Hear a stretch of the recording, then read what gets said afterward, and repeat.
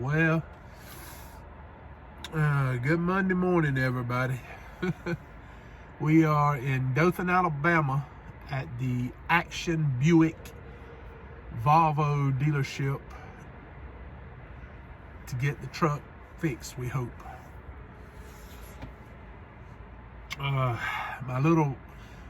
If you drive a big truck, even if you drive a regular vehicle, you probably seen this light come on. At least when you first switch your truck on or car on, you'll see all your little dash lights, and one of the lights will be a little red battery, shaped like a little battery. That light has been coming on intermittently when I'm driving. Sometimes it'll come on when I'm shifting gears. Sometimes it'll come on if I turn on the air conditioner.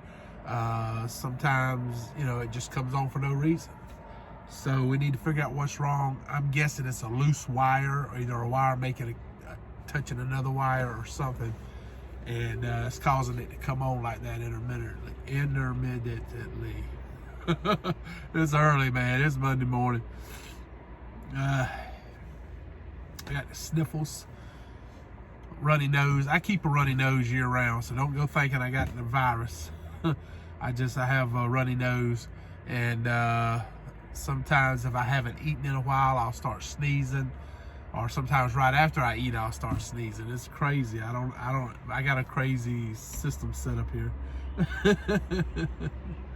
But anyway, the plan was to be here when they opened. I'm glad now it wasn't, because it wouldn't do me no good.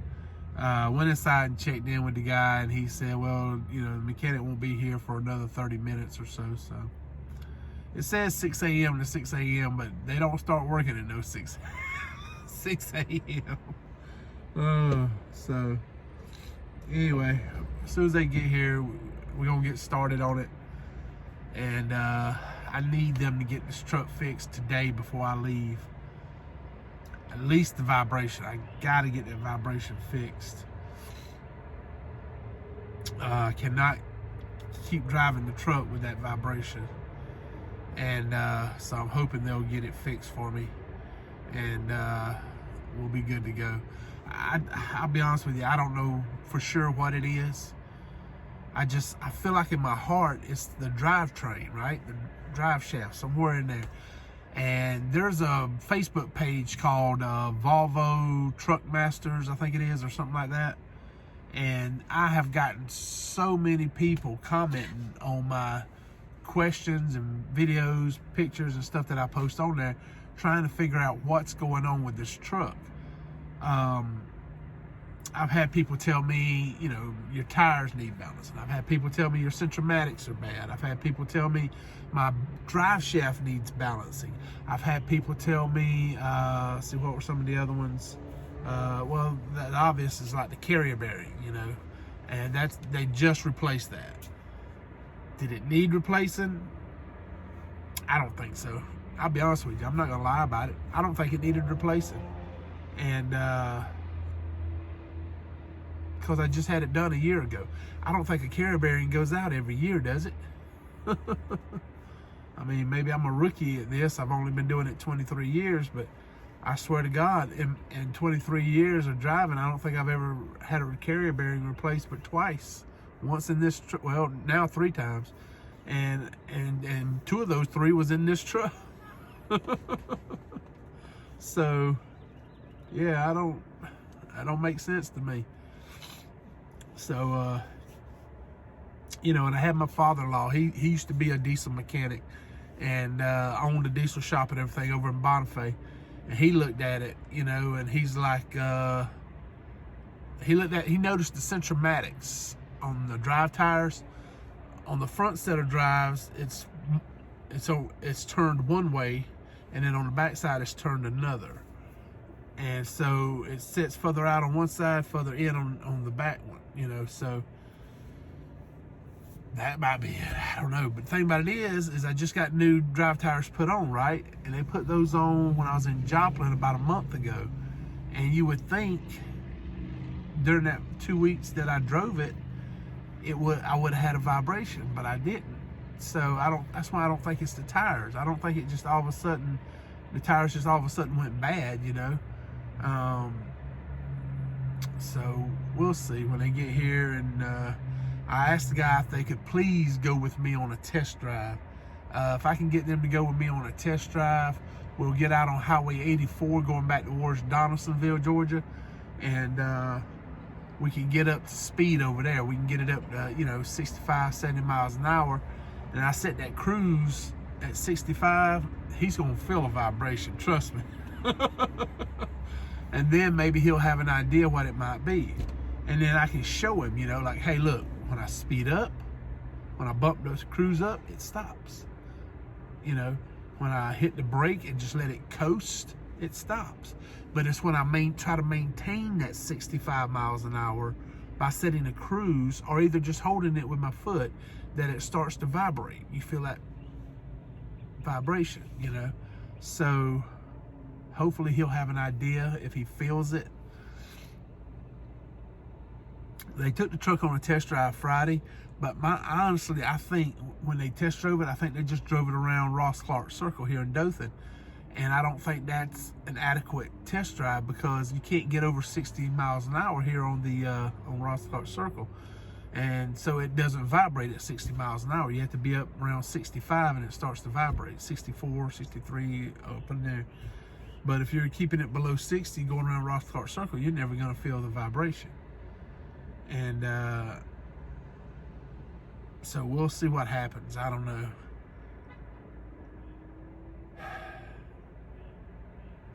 But to be honest with you, this is my last time here.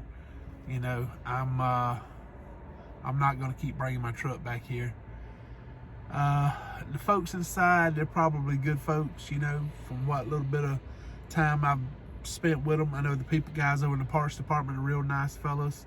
They've always worked with me, helped me find parts I needed, stuff like that. And the guy that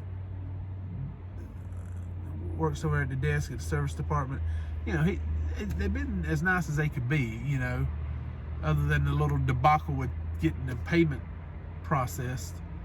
But it's just, every time I've brought my truck over here, it's taken 2 weeks to get it fixed. If it's a vibration, if it's a radiator need replacing, and I can't take 2 weeks off at a pop, you know what I'm saying? So I gotta go somewhere else, I went up to Sikeston, Missouri. They replaced a seal on my rear end last year. In and out in like 5-6 hours tops. Kansas City, Missouri.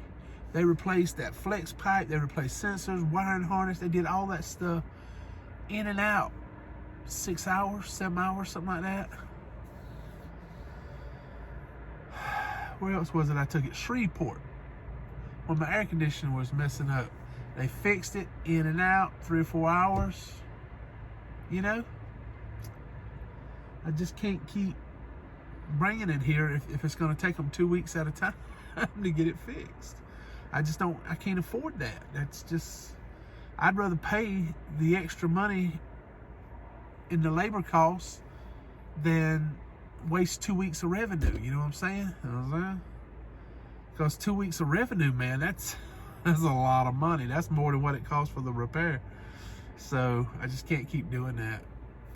But anyway, I'll let y'all go. I just want to let you know what's going on this morning, Monday morning. And we'll check back in with y'all and we'll find out what goes on. So y'all don't go nowhere. Well, where is the duck man? He's got to be out there running around somewhere, right? Right? Where's the duck man? Aw, dadgummit. Sorry, everybody. No duck man this trip. I thought about bringing him along with me and everything, but I got to get the truck worked on some more. And I just didn't want to have him in the truck with me, knowing that we could break down because the truck is not fixed 100%.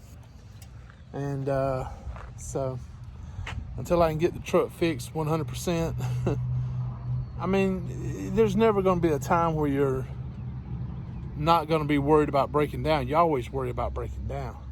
But right now, I know there's something wrong with the truck.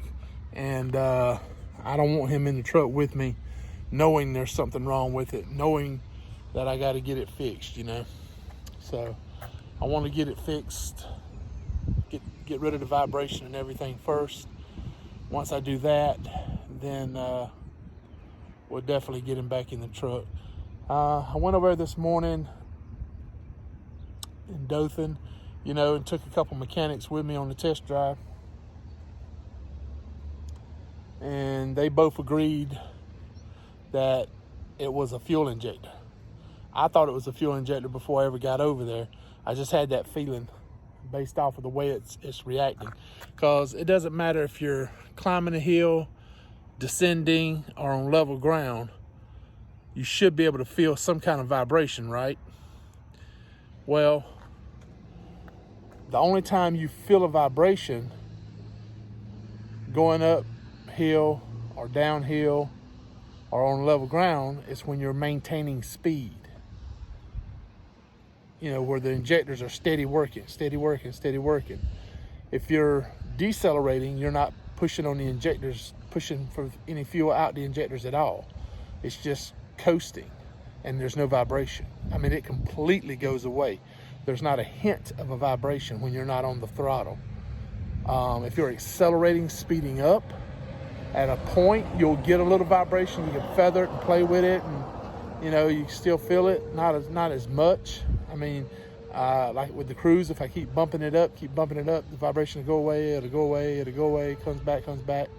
And so it's got to be, I feel like, an injector.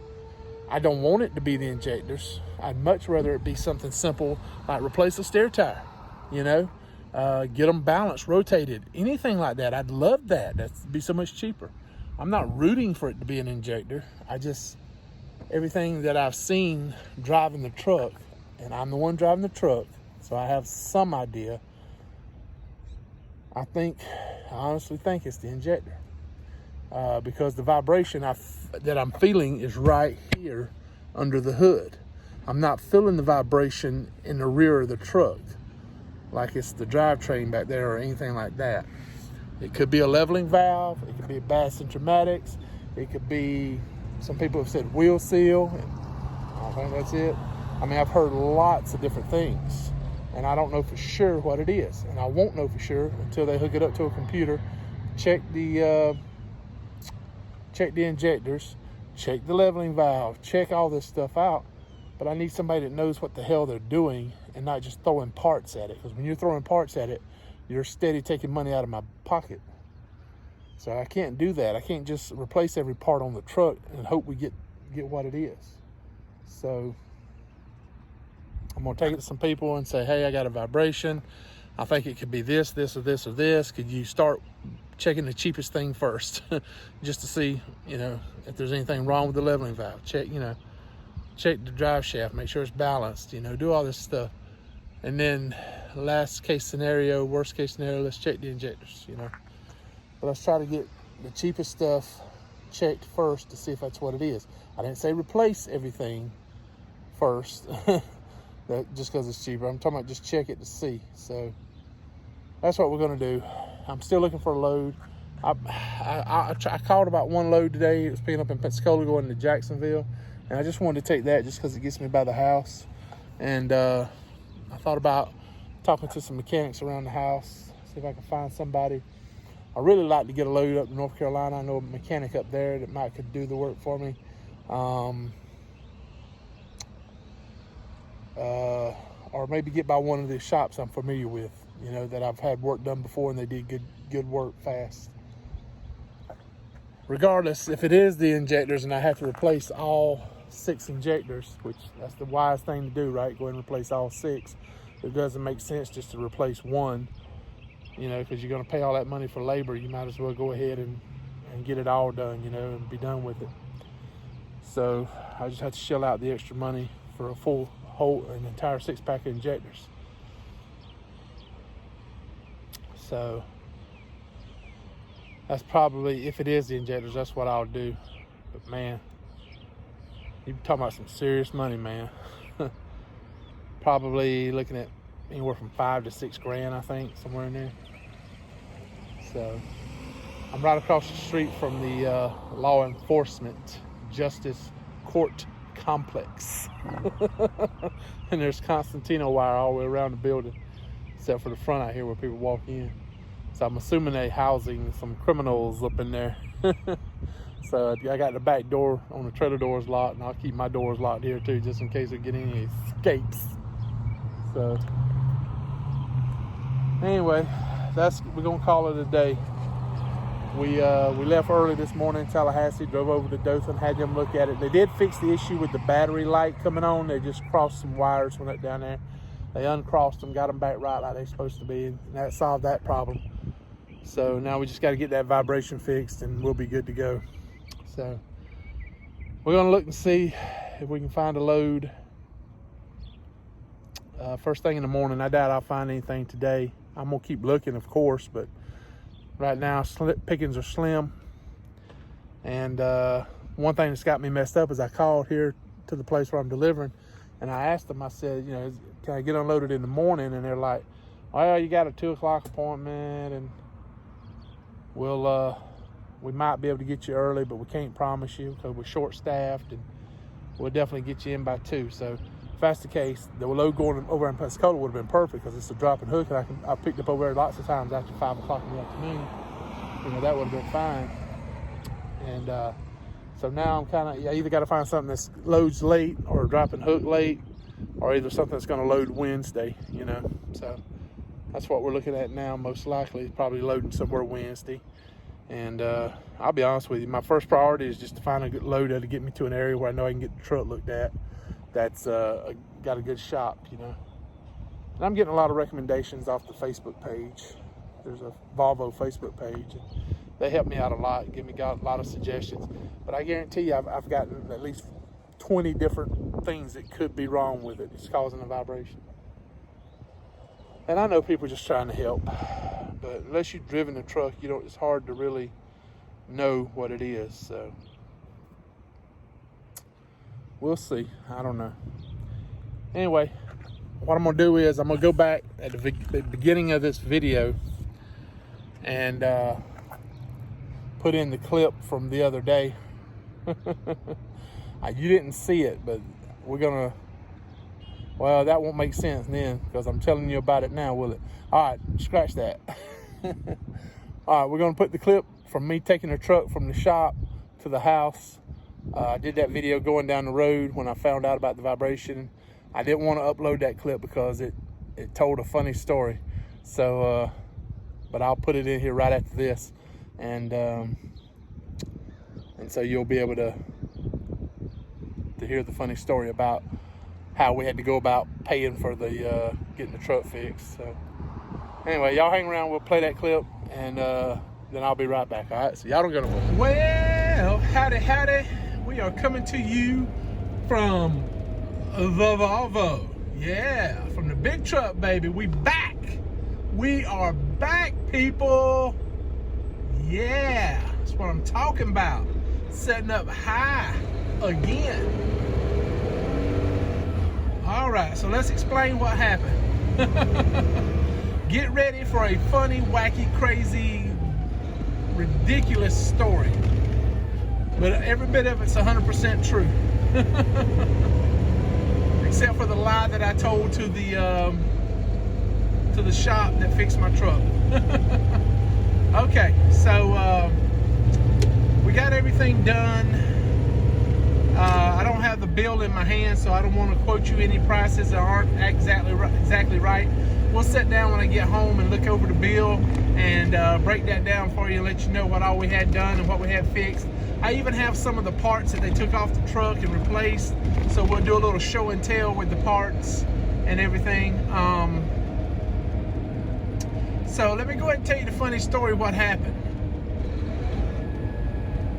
So they had to take the truck to another shop to get something done to the drive shaft and stuff, or take the drive shaft somewhere or something. I don't know what all they had to do exactly, but anyway, they did that, and they said it wasn't going to be ready until late Friday afternoon. So they called me Friday morning and told me all this, you know.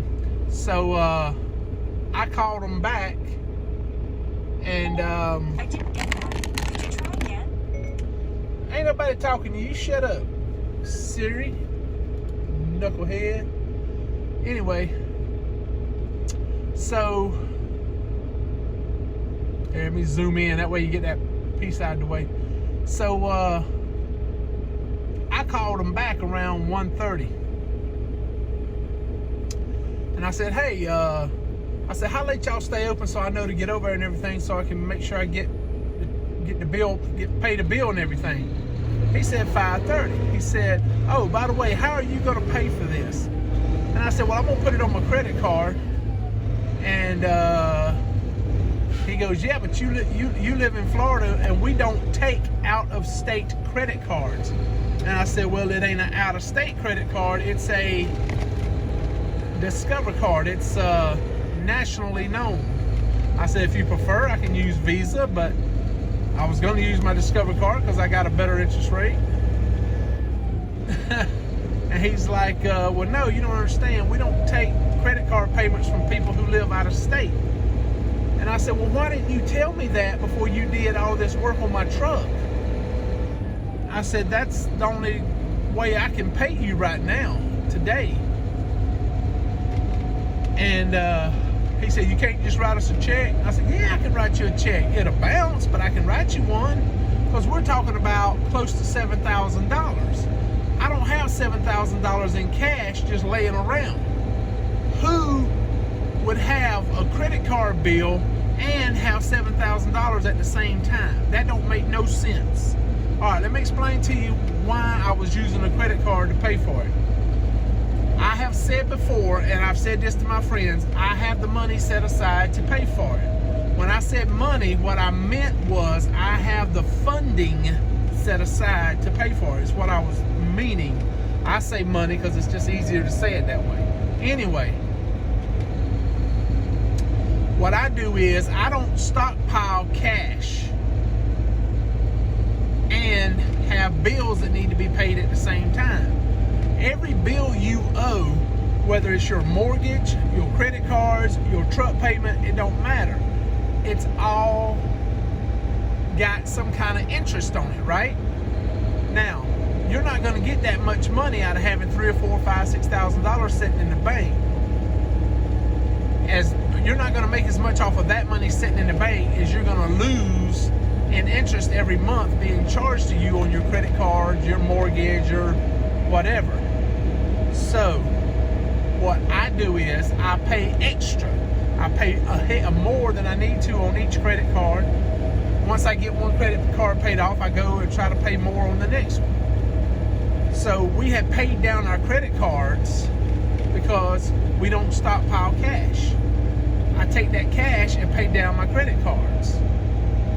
So I had the Discover cards paid completely off. We don't owe any money on it, right? The interest rate on it is really good. So we were going to use that to pay for the bill, because I could turn around and have that paid off in 6 months or less,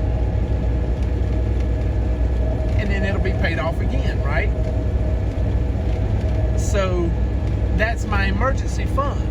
All combined, I have credit cards with Regions Bank that I bank with. I have my Discover card. Teresa has her Discover card.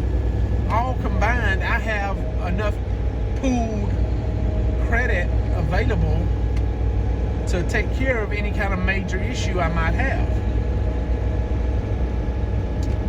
And I'd rather do it that way than stockpile cash and still be making credit card payments and paying interest. I'd rather pay off the credit card. So that's my way of thinking. My way of thinking, your way of thinking may be completely different, and that's okay. Everybody has their own way of doing things. I'm not saying my way is right. I'm not saying your way is right. I'm just saying this works for me and Teresa. So here's what I had to do. I was honest with these people, and I told them, yeah, I live in Florida. And I tried to reason with them. I told them, I said, I've done thousands and thousands of dollars worth of business with you people in just this last year alone. You know, I've had major repair done over there on my radiator, air conditioning system. I've bought parts over there from you guys. I've done a lot of business with you people. But they didn't want to take that into consideration. Because somebody that lived up in Maryland screwed them out of a lot of money by contesting, or whatever you want to call it, challenging a credit card charge, saying that they didn't do the service that they were supposed to do or whatever. Now they don't take credit cards from people who live out of state. And I asked a woman, I said, if I hadn't have told you I live out of state, would you have known? Well, no. And I said, well then why are you punishing me for being honest with you? I said, I work for a reputable company. I have kinfolk that live there in Alabama. I mean, my mom lives less than an hour away down in Marianna, Florida. I said, I got kinfolk all around you people over there. And I don't do business like that. I said, if I have a problem with the work you do, I just bring it back to you. Well, this is our policy. And I was like, okay, I understand. I'll have to figure something out.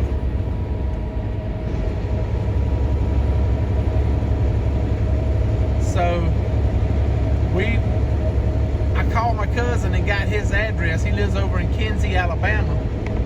And I said, hey man, I said, you mind if I use your address? No, go ahead. And he said, so I had Teresa memorize his address. And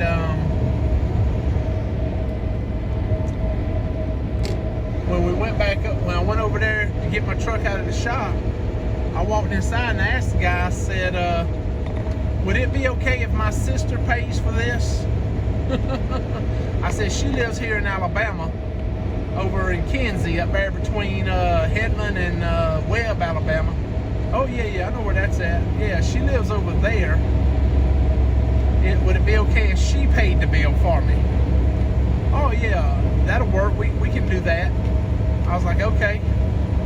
Well, she's out there in the truck now, so as soon as you get the bill ready, let me know, and she'll come inside and pay it. So I had to tell them that my wife, who they've never met, so they didn't know, is my sister.